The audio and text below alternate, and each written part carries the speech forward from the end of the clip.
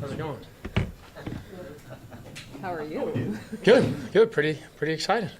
Well, there were a few tipped passes Yeah. at the line of scrimmage early in the game. I mean, you had a couple of chances Mhm. that fell just short of you. How did you kind of just stay in it and stay hyper aware of things that could be Yeah. further away? It was definitely frustrating early. I know there was one super early in the game where I touched my hands. I was super close, so I was upset about that. But, just staying in it, guys staying locked in, and then Trey being able to make a play right there, and I just happened to be in the right spot.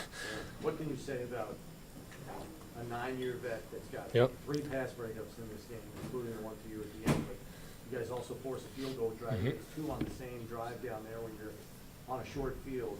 Like, just the season he's put together.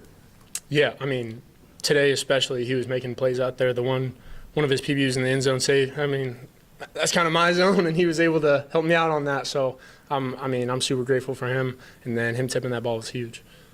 Well, it sounded like in the locker room you were telling Trey to well him on. Yep. What was that conversation like? Why were you saying that? Yeah, I know I'm getting a lot of the credit for that interception, but he made the play. I mean, he had great coverage, was able to make a play on the ball, and then, like I said, sometimes they just fall out of the sky to you.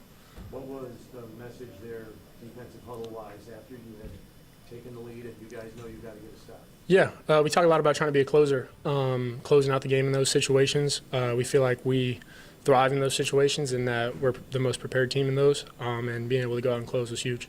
What changed for you when Hancock came in?